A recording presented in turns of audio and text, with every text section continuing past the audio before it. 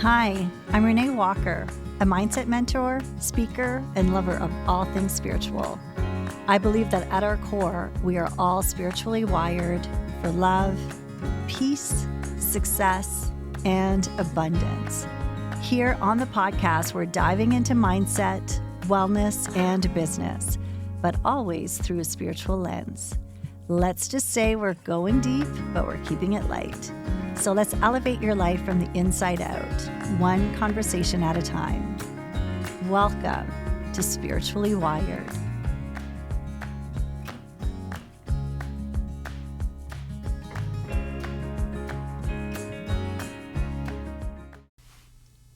Welcome to Spiritually Wired. I have a special guest with us today.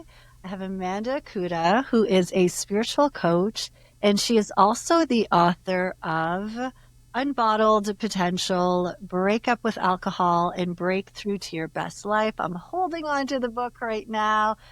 Such a great book, and I'm so thrilled to have you on the podcast. Amanda, welcome. Well, thank you for inviting me, Renee. I appreciate it. So I listened to your audiobook when it was first released. The one was that? A couple of years ago? October, what's 25? 23, October 23, I think. Yeah.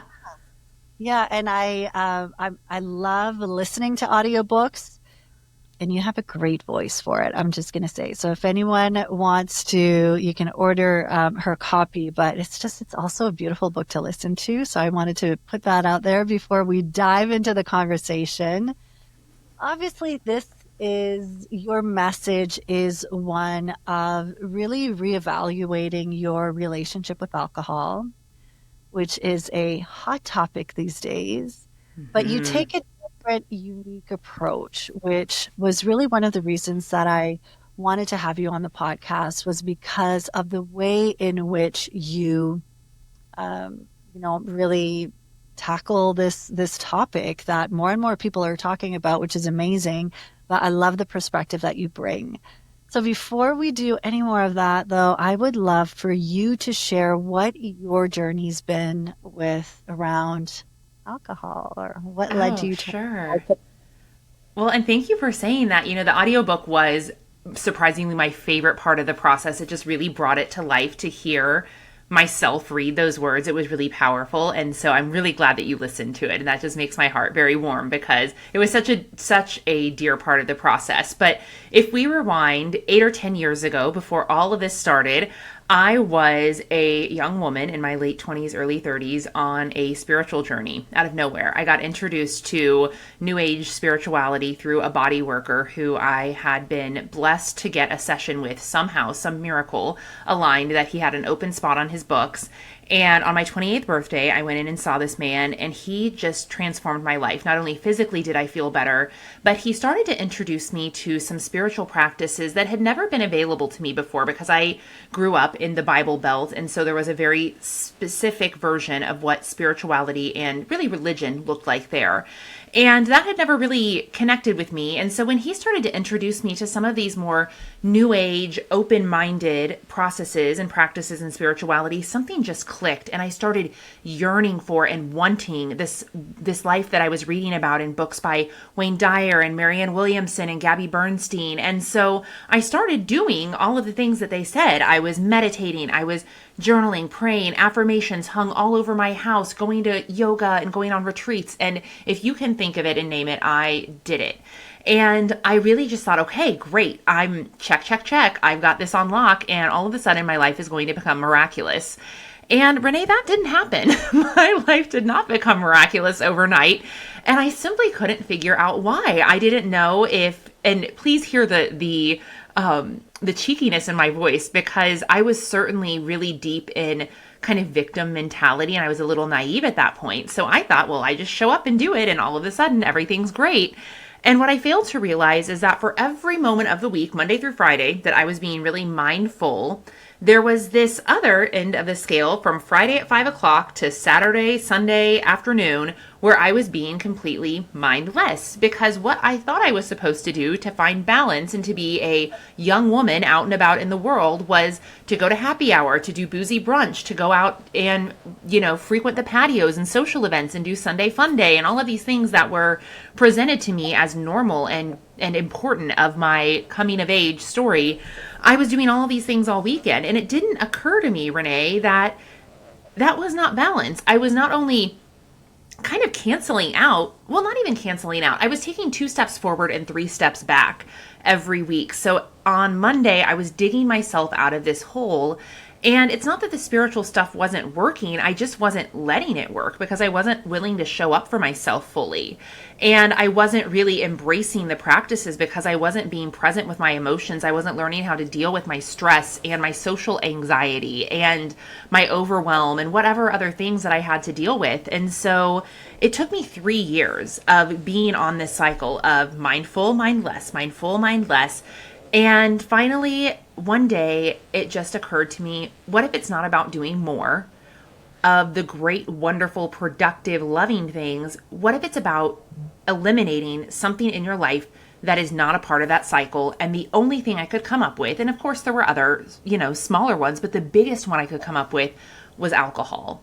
And I really didn't want that to be the answer because I'd allowed it to be such a big piece of my identity and how I socialized and how I made friends and how I relaxed. And there was this part of me that was just really terrified to remove that, because who would I be without alcohol? How would I get along in the world? And yet I just kept having this nudge to give it a try. And so on January 1st, 2017, I embarked on Dry January. And that's also the last time I drank alcohol. So that was a little over 8 years ago. Wow. And what would you say, how has your life changed since?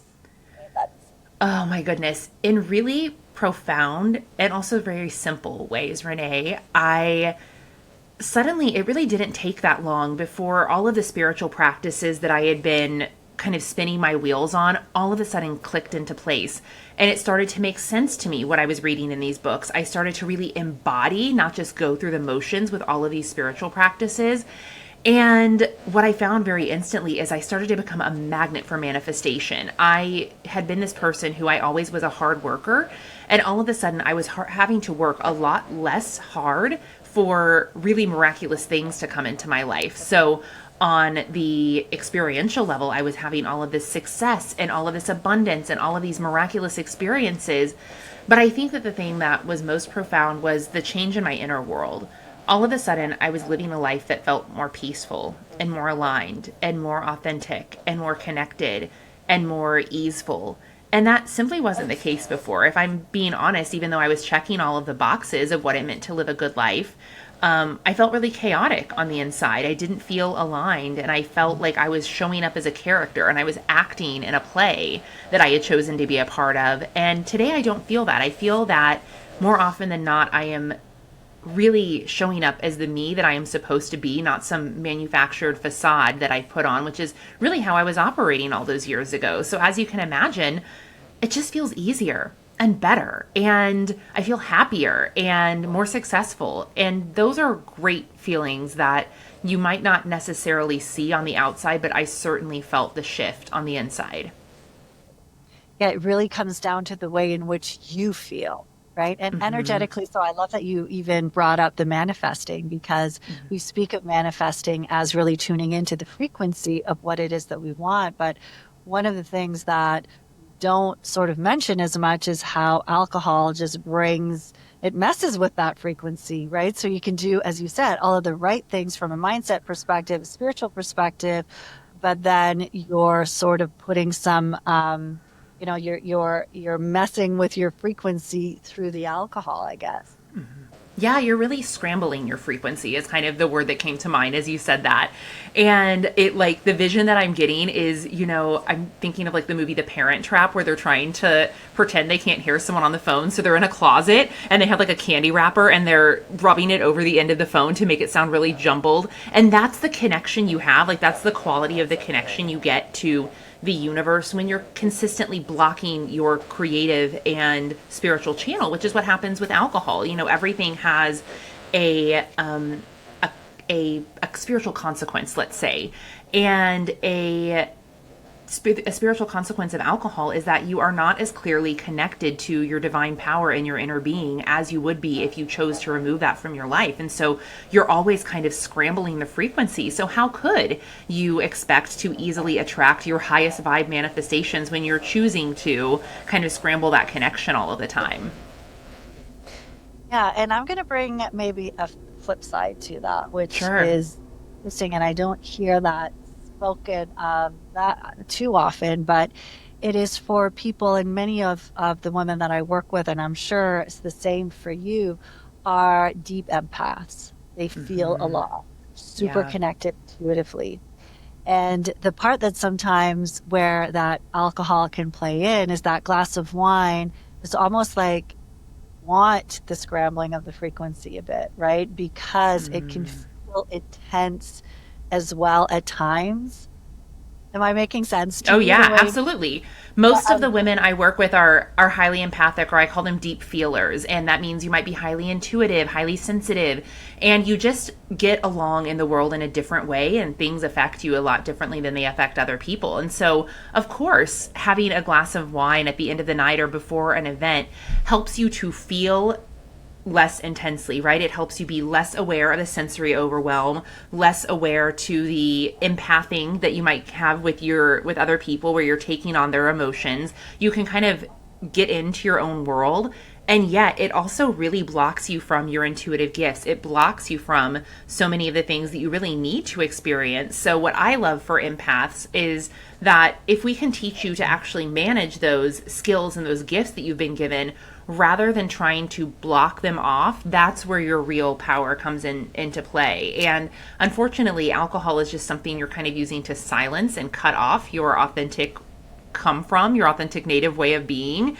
And we want you showing up more of yourself as more of yourself and shining bright and embracing those intuitive and empathic gifts, not diluting them down. And that's what I really want for empaths, even though I know it can feel so painful. It's kind of like ripping off not even a band-aid, but a wax strip. And you feel all of a sudden very raw and vulnerable.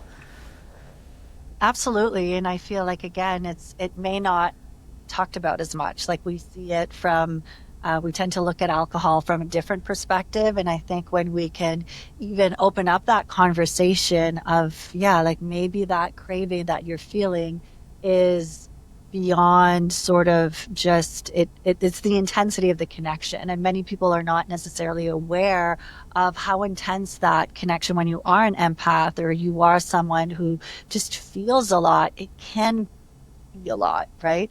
But as you said, learning. So what would be ways for someone like that to maybe manage those intense feelings instead of reaching for that glass of wine to Well, I think the first thing is to just notice and become aware of what situations you feel regulated in and what situations you feel chaotic in. And, for me, as someone at that point in my life when I stopped drinking, I was doing a lot of going out to busy, bustling restaurants, bars, places like that, charity events, places where it was just really chaotic and rowdy. And I realized after I stopped drinking that my tolerance to be able to be in one of those spaces was very low. It was incredibly draining very quickly. And so I noticed that it was draining, but it was also unfulfilling because as an empath, I actually desire deep connection. I don't like surface level small talk and all of those things. And when everyone is drinking and it's really loud, about all you can muster is small talk. And so there were all of these conditions in the situations I was putting myself in that just were not favorable to how I actually at my authentic core get along. I had tricked myself into thinking I liked those things and into thinking those things were fun. But the fact of the matter is they weren't fun without alcohol. And so therefore they were just not fun. And what I really decided to do is how can I say yes to those things when I need to? So of course I'm going to go to your wedding. Of course I'm going to go to your birthday party, but I'm not going to put myself in those situations all the time because they're overwhelming and unfulfilling. And so I kind of started to get clear about the conditions that work best for me, and I try to put myself in those conditions more frequently and the conditions that don't work for me less frequently. But I want to state that is an avoidance strategy. If I only did that, that would be okay. But then I also also need to start kind of doing the spiritual legwork to strengthen the muscle of resilience so that when I do go into those challenging environments, I'm less affected by it. And so those are, and I'm sure you teach your clients some of these things too, just different energetic protection practices, different emotional regulation practices that you want to do on a frequent basis. You know, one of the ones that I teach and I share in my book is called havening. And it's a practice that if you feel yourself getting overwhelmed, you can just dip out, run to the bathroom and do this practice. And it's simply stroking down your arms about 20 times from your shoulders to your wrist, and opposite shoulders, kind of like you're starting to give yourself a hug, but then you rub down your forearm, your biceps and your forearms to your wrists. And it can be a really relaxing activity if you become overwhelmed. So there's so many different tips and tricks you can use to really find the environment that's best for you and then acclimate yourself to environments when necessary. Yeah, and that's what I love about your approach again in your book is that you give these examples or these tangible practices and tools that people can use. And so much of it comes down to knowing who you are and knowing who you are at your core, which does not involve alcohol, right? But Mm-mm. sort of maybe don't know what that is anymore because we've so been used to, as you said, or almost conditioned into convincing ourselves that this is who we are or this is what we like to do because we've not even been maybe given the opportunity to explore life without it. Sadly, I mean, Yeah. it starts so young in our culture where it just seems to be like we can't wait to grow up so we can do what the grown-ups do, and usually what we're witnessing is a lot of drinking and socializing with alcohol. Absolutely. And we have very little idea of how easily our minds, especially our young minds, are permeated with these ideas. You know, one of my best friends is just now watching Sex in the City for the first time as an almost 40-year-old. And I watched it my junior and senior years of high school. And so I formed these really idealistic visions of what it meant to be a powerful, strong, sexy, intelligent, capable woman out in the world.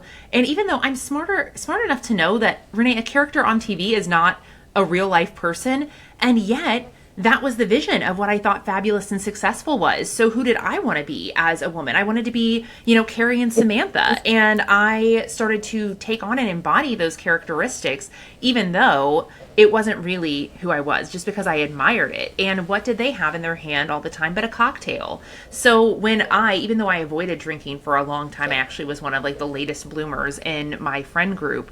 Once I did it, it just unlocked this kind of sense of ease for me, and it kind of helped me get over some anxieties and some social things that I had going on in my young mind. And then I thought it was this magic elixir that helped me become, you know, Carrie and Samantha, this magic combination of who I thought was the perfect woman. And I got it so wrong. And I'm really lucky, you know, for this gift that I received. I would say about almost 10 years ago. I mentioned this in my book that I was dating a gentleman who was a bit older than me. And we were driving back from dinner and he looked at me and he said, "You know, Amanda, I feel like when we're having a conversation that you're being really calculated." And it really punched me in the gut because he wasn't wrong, but I had never realized it until then. And just that observation and my willingness to receive it on the right level gave me what I needed to kind of go on this path of who is the authentic Amanda? Who am I at my core without all of these facades and characters and life of the party, you know, personas that I had built up? And what a gift that was, because it's so much easier to just be yourself once you figure out who that is than to try and juggle this, you know, this facsimile of yourself that you maybe try to operate as. Absolutely. And I'm listening to you, and it's like just the sense of so much of it is fitting in, right? Like Mm-hmm. just wanting to fit in. And that's sort of the cool way in which we seem to do that. And so making a decision, and for you, you did that at a fairly young age too, Mm-hmm. to decide that, no, I'm not going to fit in because it's not necessarily the easy thing to do to not drink. It's getting easier, I would say, in social circumstances, which is nice. I mean, it's certainly not what it was. I'm sure you've witnessed the shift in the past 10 years, but still, it's still, I was at a party not even that long ago where someone offered me a glass and I said no. And and it's a person that I know well. And I was just so surprised at the need to try to convince me to have some. And I thought, wow, like this We're not doing just, this anymore. I was just sort of like, I was like, what? No, no. Like I'm a grown person and the answer is no. But it was just really interesting to see how it's still there and how it can make other people uncomfortable when you don't fit in. Yeah, I think that's the biggest thing is that, especially if they perceived that you were alike before, having this one thing that you are now no longer like minded in can be really polarizing for someone because even though you didn't say this, to them maybe they hear, oh, well, I think drinking is bad and that means you're bad because you do drink. And so if they can convince you out of that, then they've somehow won and justified their behavior, and no one knows consciously that they're doing that. It's not, it's not always intentional. Now of course there are some people who just intentionally do peer pressure. I think that that's fewer and further in between as we get a little bit older, but it is really bizarre to see those people who are very uncomfortable with you not conforming to the thing that they want you to conform to. And that's okay because we do get to choose our own paths. And for the most part, I find that people have become aware of sobriety. Elective sobriety is what I like to call it. Sobriety kind of more by choice than by need. And I think that there are more people who just let that roll off their back and they're like, well, of course, Renee, you're not drinking. Can I get you a mocktail? Can I get you a sparkling water? And I think that's the really cool part is you're right. In the past 5 to 6 years, it has really evolved to where people are aware of it as a possibility. They're not as shocked by it. And it's no big deal. Absolutely. Yeah. But it does require, so, as you said, like you have to be connected to who you are and not like be in a space where you're not going to allow the external pressure that can happen at any age. I know sort of the age that I'm at, which is a bit older, but going through perimenopause, what I'm witnessing is a lot of people choosing to, or a lot of women, I should say, choosing not to drink also because of just your body changes and the way in which you process alcohol is just not at all the same. So we're hearing more of it from like a health perspective of like my body is just not wanting it. It does not want it anymore. And the consequences of it far outweigh any of the immediate, perhaps quote benefit that I may feel from this glass of wine to relax me. So there's been more talk in the health space, but I feel like again, what you're bringing as well is just the spiritual piece. And I know you speak of the health as well, but it's like there's also that other emotional, spiritual connection that is compromised, not just your physical health. Oh, absolutely. And, I'm certainly not an expert in perimenopause. And of course, that's something I'll get to learn about, which why didn't they teach us that exists in school, by the way? But that's a whole other story. But it's also, that's one of the topics that has become more and more prolific in the health and wellness space within the past, I would say, 3 to 5 years as well. So there's this kind of perfect storm of I'm looking at my client list right now and thinking of all of the women who are in my programs who came to me and had perimenopause as one of the reasons why they wanted to quit drinking because like you said their bodies just are not handling it anymore. And I think that it's really important that first of all we understand our bodies and also understand what the impact is of some of our behaviors. And this isn't, I really am very anti-shame in terms of how we think about changing our relationship with alcohol. So I want to focus on, okay, how can we empower you to feel good more of the time and be more present in your body and be more in control of the way that your body functions and optimize the way that your body functions. And removing alcohol is one of the fastest ways to do that on all fronts, especially on the hormonal level. Yes, absolutely. It does.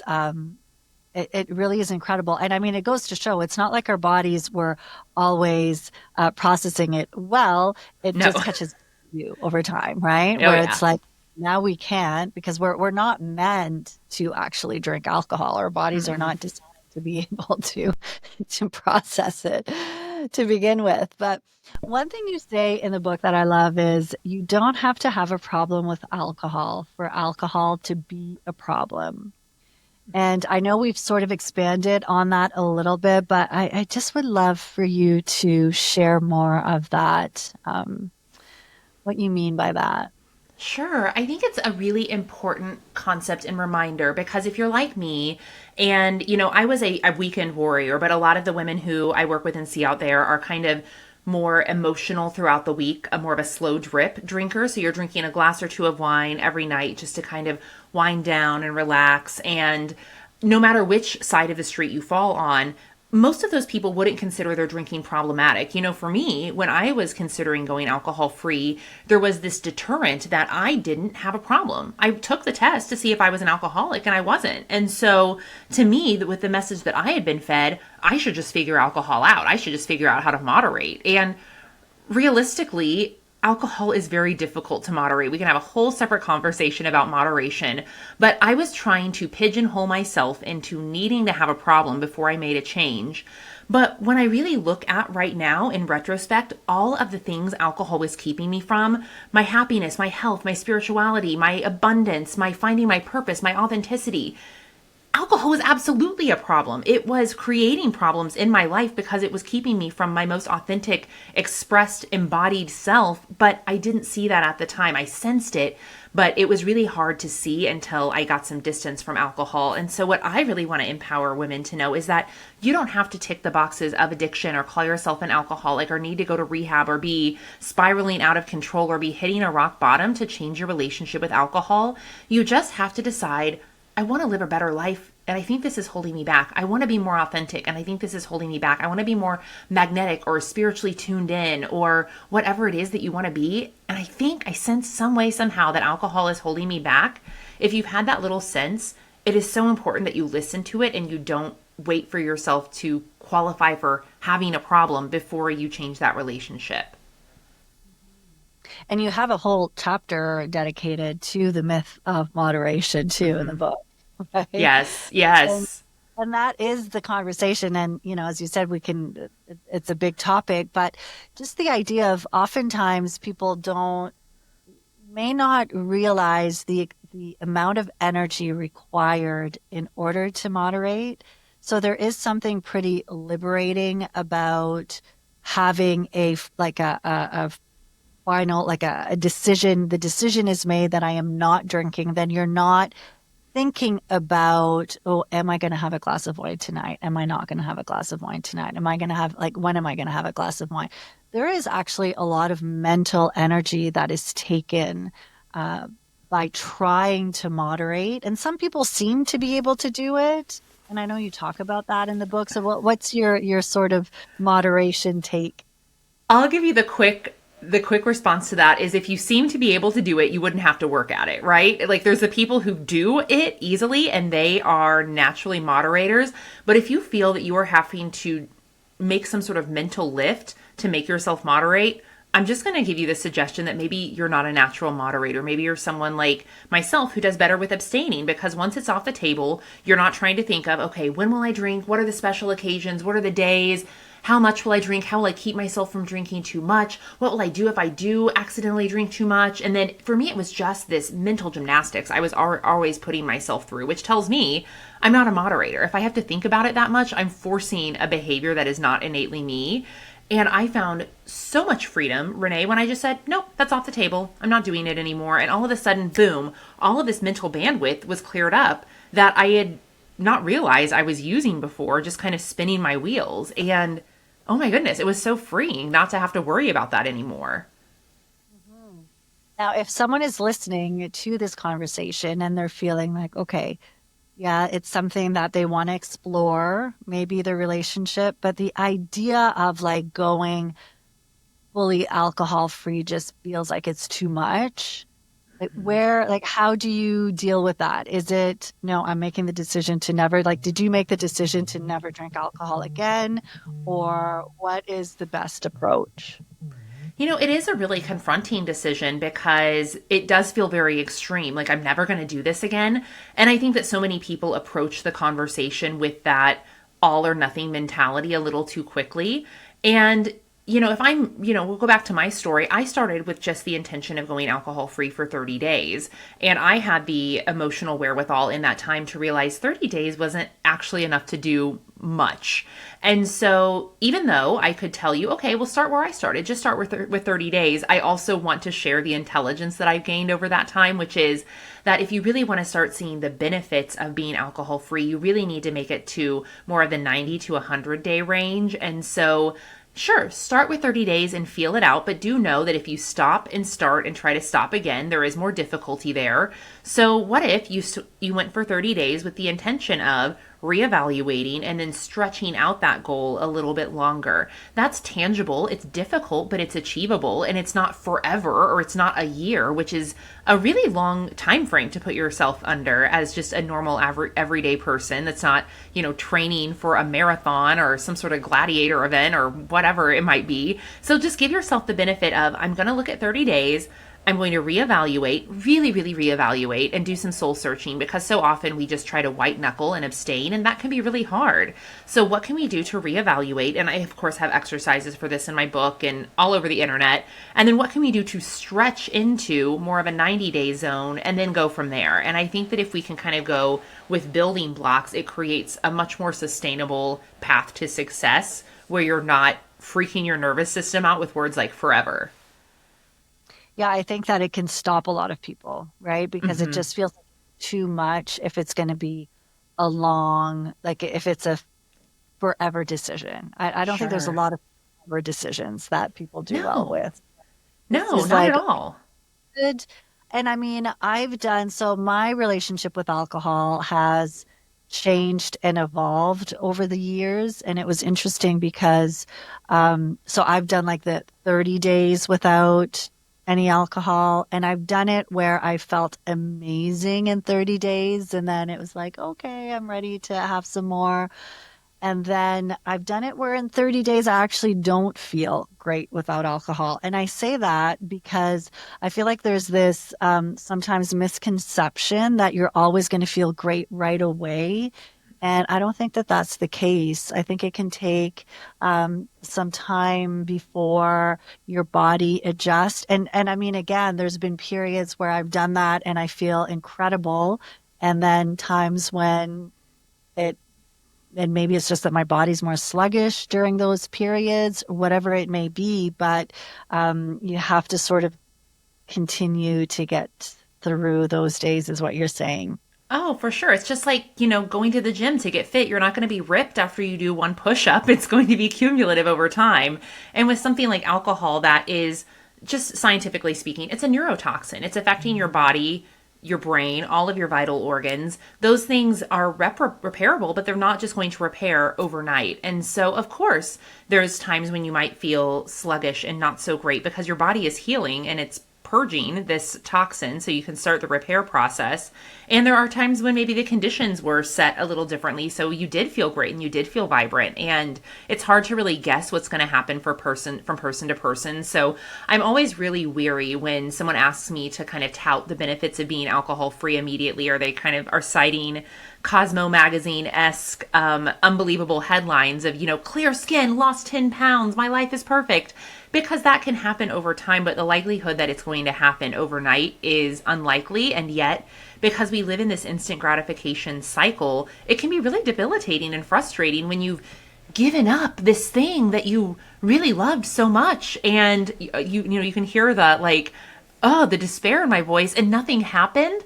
Well, you're not gonna, it's not suddenly rainbows and butterflies. I really want to encourage you. You have to be consistent, and the longer you get a break from alcohol, the more miraculous the transformation is going to be. But a lot of times what I see is people will dip back into the cycle, or they'll try to moderate too quickly before alcohol is really, really out of their system. And so what they're never doing is really getting to kind of a baseline system, which is really what you need to get to before you will have those benefits. And that's going to be different for everybody because everybody is different.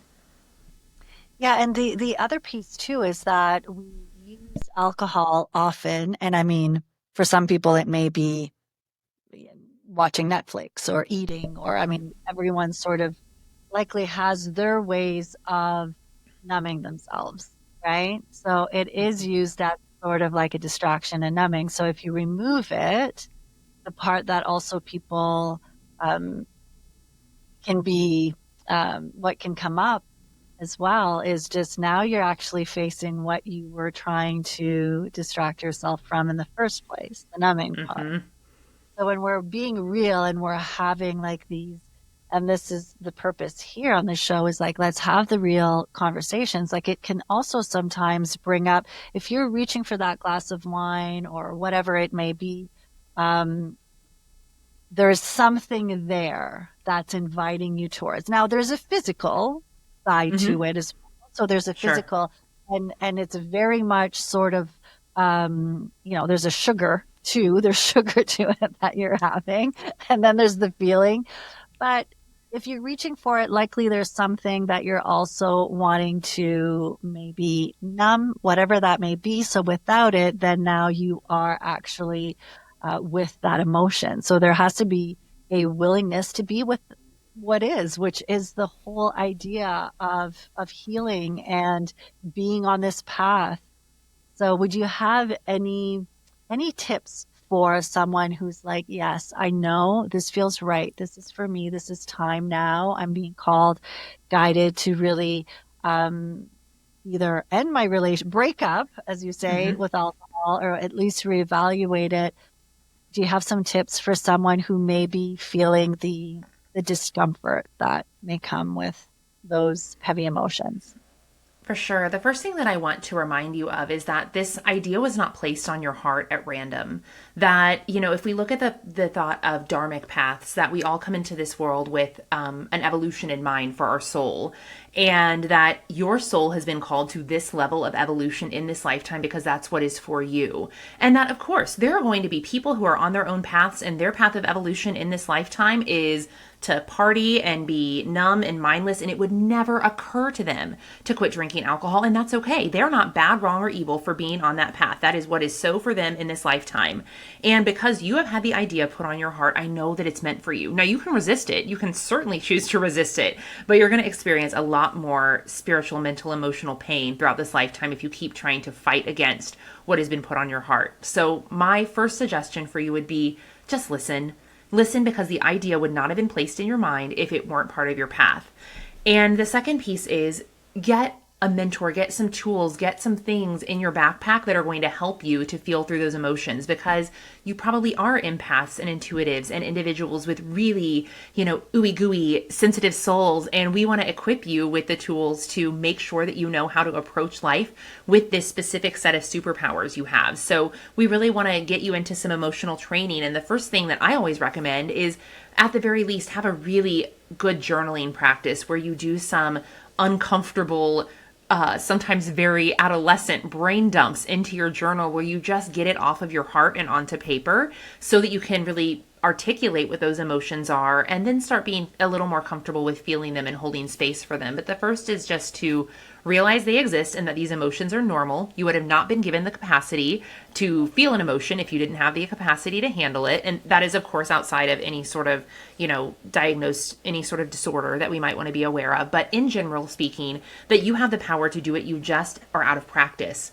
And so how can you get into practice? And the first thing that I like to do, again, is just journaling, noticing and writing about it, and then purposing to find someone or something that can support you in working through those emotions in the future.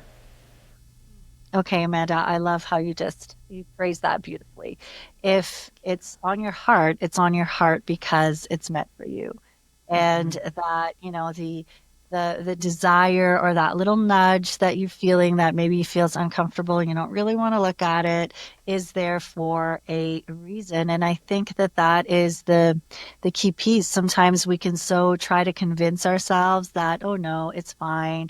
You look at other people who seem to be living their life, but they don't have the same dharma, the same purpose as you do. And maybe their life path is, or maybe they're also ignoring it blissfully.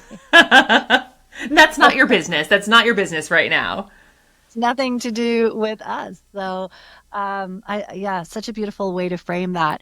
And so you mentioned having support, which, yes, is so important. And I know that you have been creating a community. So, what type of support other than highly recommend you want to, and I'm going to link to everything in the show notes, but definitely get yourself a copy of Unbottled Potential, which is such a genius name, by the way. Thank Uh, you. so definitely want to get that. But then are there other resources that you offer, mentorship that you offer yourself as well? Absolutely. On the base level, I have a free guide. And so you can just go to amandakuda.com/guide. That dives a little deeper into the spiritual effects of alcohol. So if you really want to hear my come from on this topic, that's a really good place to start. And then if you're ready to, or maybe you're already in the beginning stages of sober curiosity and breaking up with alcohol, and you want a mentor, a proven process, and a community to surround and uplift you, I have a beautiful program called Awaken Without Alcohol that is exactly what I wanted 10 years ago, what I was yearning for and could not find. Just a really high vibe, you know, forward focused approach to going alcohol free that didn't feel like it was dismal and a punishment. And that's what I want to bring to the picture here, along with all of the spiritual and emotional tools you need to live a better life and the understanding you need to leverage that life in order to become incredibly magnetic and ultimately create a life that you don't want to escape from, a life where alcohol is insignificant because you built something so beautiful. And if I can do that for one more person every day, then I've done my job. So beautiful. Yeah, I mean, instead of seeing it as you're removing something from your life, you're actually adding so much more life into your life by uh, Yes. moving that one thing. Yeah, exactly. Well Yeah. said. Yeah, and I've been, again, in your, I guess the past, I met you before you released your book, actually. You were in the process of writing your book. So just seeing your journey, your evolution, you are you're a testament to the power of breaking up with alcohol for sure and what it can do to your life. So that is so beautiful that you're bringing that to more women. And you also go deeper. I mean, the letting go of alcohol is one piece, but then there's also from that place as you become more of you and you connect more with your purpose, that opens up a whole new world to people that you're also sort of there supporting them with which is beautiful. Thank you. Thank you. One last question before we go is more the intuition piece. So curious, and we sort of touched on it in some ways, but do you have specific practices or how do you tune into your intuition? What does that look like in your world? That looks like getting comfortable with silence. And usually my intuition pings me when I'm doing really mundane things like chores, which I really wish that wasn't the case because that's not my favorite thing to do, but chores or in the shower. And when I'm just being silent and listening, and I've noticed that, I will just get these really beautiful intuitive hits or downloads. Sometimes it's when I'm listening to music or podcasts or bringing in ideas from other people, but everyone's intuition comes to them in a different way. And I think that being alcohol free, it's just going to light up in a different way. And again, the practice that I really, really recommend is just to kind of free flow journal. So there's the emotional dump journal, which is I'm feeling some kind of way and I don't like to feel this. And then there's the just let your thoughts rattle on the page and see what comes out type of journaling. And that's when quite often my intuition will just flow through. So really big advocate for journaling in this process. And also to not be surprised if, I have a lot of clients who have unlocked full on intuitive gifts as part of their alcohol free journey. And it is a really beautiful and startling thing to see happen. But I think that it's really amazing to see some of these women really waking up to their power. And I want to encourage more people to do that. And again, another reason why it's so important to have a spiritual study and a practice and a mentor to kind of guide you through those things that can be a little startling sometimes. But my experience of intuition is just, it used to be the connection in a closet with a crumpled candy wrapper, really muffling the sound. And now you're on the state of the art cell phone next to the best cell phone connection in the world. And that's just a completely different experience, as you can imagine. Absolutely, definitely clear. Yeah. Yeah. That was muffled. I Sure. love it. what does spirituality mean to you? So that's usually my last question is what does spirituality mean to you? It first means connecting to your own inner guide, because that's the most spiritual thing that we can do, is really connect to and listen to ourselves. And that is the connection by which we're able to experience our connection with the universe, with source, with God, with the, whatever it is that you want to call it.